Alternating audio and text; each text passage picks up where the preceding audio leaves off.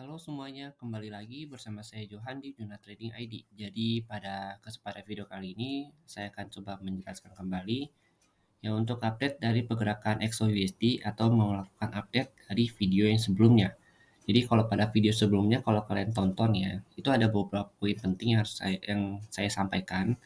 Yang pertama itu adalah area 185 1848.50 1848 sampai 1850. Lalu yang kedua itu ada di 1861.9 sampai 1863.5. Ya, jadi memang lalu di sini di area 1854.3 sampai 1856.5. Jadi tiga area ini adalah area penting yang saya sampaikan pada video sebelumnya. Kenapa saya bilang ini adalah area penting? Oke, yang pertama saya jelaskan. Kalau kita perhatikan secara struktur harga nih ya, pada tanggal 27 Mei dan tanggal 30 Mei, kan kita perhatikan XOUSD itu cenderung bertahan di area 1848 ini nih. Oke. Begitu dia break ke atas ya, dia itu bertahan di area 1848 ini, dia nggak turun. Dan kalau kita perhatikan secara struktur, ya walaupun dia turun, ya dia di pertama dia retest ke 1861 sampai 1863.5. Lalu yang kedua lagi dia turun, tapi dia retest lagi ke sini 1861, 1863.5. Nah, ini menunjukkan bahwa area supply ini adalah area supply area demand yang masih bagus.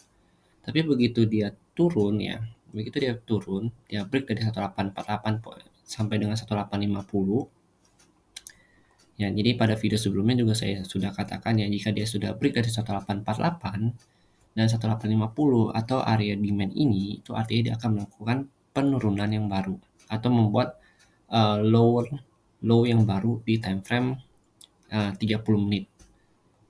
Lalu kalau kita perhatikan di sini memang benar ya, secara kalau kita lihat dia membuat lower yang baru, yang artinya ini dia mulai menciptakan struktur turun. Ini kan low yang pertama, ini low yang kedua. Nah, ini adalah lower low yang baru.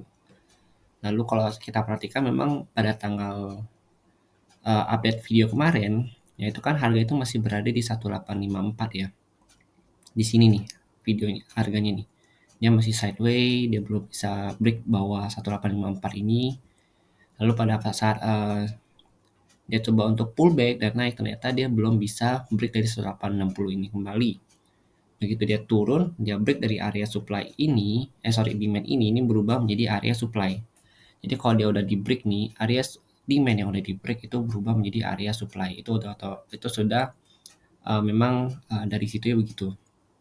Kalau area demand yang di break itu jadi supply. Kalau area supply yang di break itu nyamannya jadi area demand. Lalu kita perhatikan memang di sini dia membuat low yang baru nih, low pertama, low yang kedua, dan dia membuat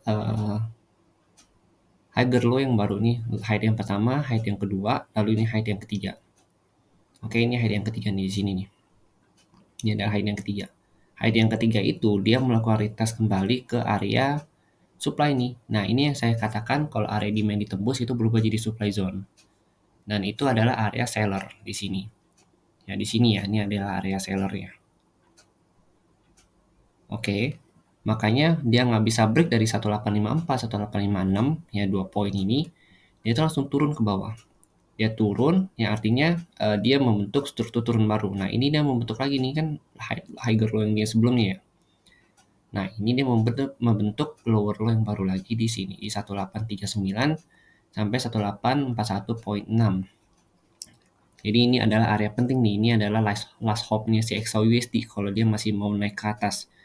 Kalau dia turun atau dia break aja dari area 1839 sampai 1841 ini, itu artinya dia akan turun dan mencapai area terendahnya itu ada di sini di 1832 atau 1830. Karena 1830 seperti yang kita tahu ya, ini ada area support yang cukup kuat juga. Nah, 1832, 1830 itu adalah area support yang cukup kuat. Kalau kita perhatikan di sini, dia sudah beberapa kali coba untuk break dari 1830, ternyata gagal.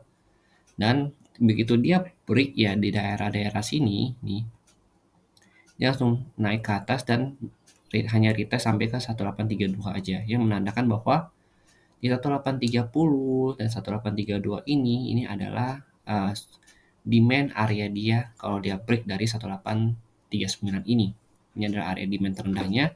Lalu untuk support terdekatnya itu ada di 1836 ya, kita perhatikan di sini. Nih. Nah, syarat dia untuk bertahan di sini, dia itu harus bisa break dari sini 1846. Ya, dia itu harus bisa break dari 1846, bertahan di sini. Lalu next zone yang harus dia uji adalah di 1848 ini kembali. Ya, tapi kalau saya perhatikan memang dia itu harus lebih cenderung bisa bertahan di atas 1848 kembali supaya dia bisa ada topangan lagi nih seperti ini. Ini topang dia 1848 ini.